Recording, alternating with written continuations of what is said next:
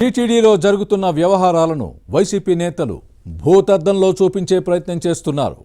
అధికారంలో ఉన్నప్పుడు అన్ని వ్యవస్థల్ని భ్రష్టు పట్టించిన ఫ్యాన్ పార్టీ లీడర్లు ఇప్పుడు ఏదో జరిగిపోతోందని గొంతు చించుకుంటున్నారు. 5 ఏళ్లు అసత్యాలు, అర్ధసత్యాలు, అబద్ధాలతో ప్రజల్ని మభ్యపట్టడంతోనే గత ఎన్నికల్లో ప్రజలు పక్కన పెట్టినా బుద్ధి రాలేదు. వైకుంఠ ఏకాదశికి తిరుపతి బైరాగి పట్టెడ టోకెన్ల జారీ కేంద్రం దగ్గర జరిగిన తొక్కిసలాట ఘటనను ఇంకా రాజకీయం చేస్తూనే ఉన్నారు. గత ఎన్నికల్లో రాజకీయ లబ్ధి కోసం తిరుపతిలో టోకెన్ల జారీ కేంద్రాలను ఏర్పాటు చేసిన వైసీపీ నేతలకు కూడా తొక్కిసలాట పాపంలో వాటా ఉందని స్థానికులు విమర్శిస్తున్నారు. టీటీడీ విషయంలో ఫ్యాన్ పార్టీ నేతల వాదనలేంటి?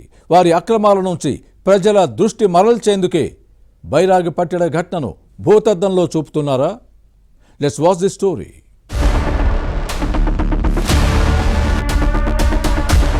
తిరుమల శ్రీవారి వైకుంఠ ఏకాదశి టికెట్ల జారీ సమయంలో తిరుపతిలో తొక్కిసలాట ఘటన జరిగి 20 రోజులైనా వైసీపీ మాత్రం దీన్ని వదలడం లేదు. అవకాశం వచ్చినప్పుడల్లా రాజకీయం చేస్తూనే ఉంది. 5 ఏళ్లు తిరుమలలో అరాచకం సృష్టించిన ఫ్యాన్ పార్టీ పాలకులు తాము చేసిన తప్పులను కప్పిపుచ్చుకునేందుకు బైరాగి పట్టెడ దగ్గర జరిగిన ఘటనను భూతార్థంలో చూపించే ప్రయత్నం చేస్తున్నారు. అసలు ఈ కౌంటర్ను ప్రారంభించింది వైసీపీ పాలనలోనే అన్న విషయాన్ని గుర్తుపెట్టుకోవాలి. ఈ నెల 8వ తేదీ తొక్కిసలాట ఘటనలో 5గురు చనిపోయారు. తిరుపతి మాజీ ఎమ్మెల్యే, టీటీడీ మాజీ చైర్మన్ కరుణాకర్ రెడ్డి పలుమార్లు ప్రభుత్వాన్ని తప్పుబట్టారు. అధికారుల మధ్య సమన్వయ లోపంతోనే ఘటన జరిగిందని వేలెత్తి చూపే ప్రయత్నం చేశారు. వారికి ముఖ్యమంత్రి చంద్రబాబుపై ఉన్న భక్తి దేవుడిపై లేదని కామెంట్స్ చేయడం చూస్తుంటే తొక్కిసలాట ఘటనను రాజకీయం చేయడమే అవుతుంది. వైసీపీ నేతల వ్యవహారం గురివింద గింజ తన నలుపు ఎరగదు అన్న సామెతను గుర్తు చేస్తుంది. తిరుమల అదనపు ఈవో కలెక్టర్ను బదిలీ చేయాలని డిమాండ్ను లేవనెత్తారు.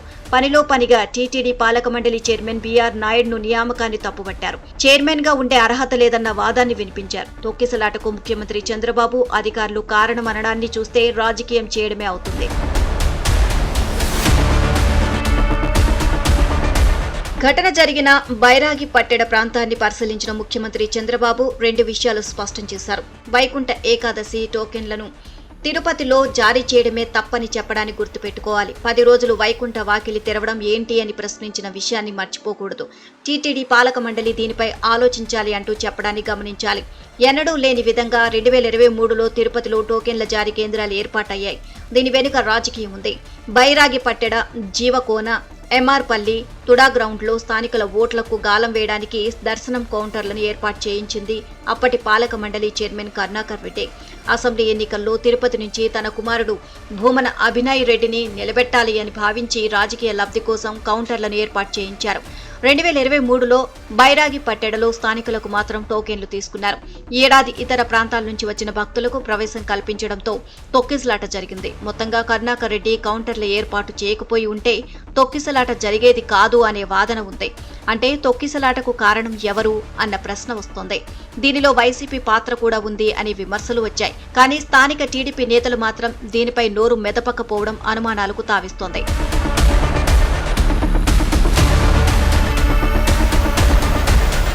వైసీపీ హయాంలో ఓటు బ్యాంకు రాజకీయాల కోసం టీటీడీని విచ్చలవిడిగా వాడేసుకున్నారు. భూమి లేకపోయినా ఇళ్ల స్థలాల పట్టాల పేరుతో టీటీడీ ఉద్యోగుల నుంచి డబ్బు వసూలు చేశారు. అట్టహాసంగా పట్టాలు ఇచ్చినా పొజిషన్ చూపించలేదు.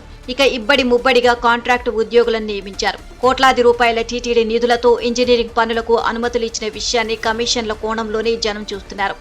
2వ సత్రం బాగున్నా దాన్ని కూల్చివేసి 650 కోట్లతో కొత్త భవన నిర్మాణానికి అనుమతి ఇచ్చారు.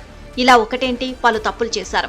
ఓవైపు ఓట్లు, మరోవైపు ఎన్నికల ఖర్చు కోసం యథేచ్ఛగా టీటీడీని వాడుకున్నారు. చెవిరెడ్డి భాస్కర్ రెడ్డి అయితే పంచాయతీ ఎన్నికలప్పుడు తిరుమల లడ్డూలను చంద్రగిరి నియోజకవర్గంలో ప్రతి గ్రామంలోనూ పంచిన విషయాన్ని గుర్తుపెట్టుకోవాలి. రాజకీయ ప్రయోజనాలకు పాలక మండలి పదవులను ఇస్తే వారు తమ వ్యవహారాల కోసం ఉపయోగించుకున్నారు. టీటీడీకి సలహాదారులను నియమించి భక్తులు శ్రీవారికి కానుకల రూపంలో సమర్పించి సొమ్మును పప్పు బెల్లాల్లా పంచిపెట్టారు అనే విమర్శలు ఉన్నాయి. తమ రాజకీయ ప్రయోజనాలకు టీటీడీని వాడేసుకున్నారు. కానీ ఇప్పుడు మాత్రం తామేదో పునీతులం, ఏ తప్పు చెయ్యలేదు అన్నట్లుగా వ్యవహరించడం చూసి ప్రజలు నవ్వుకుంటున్నారు.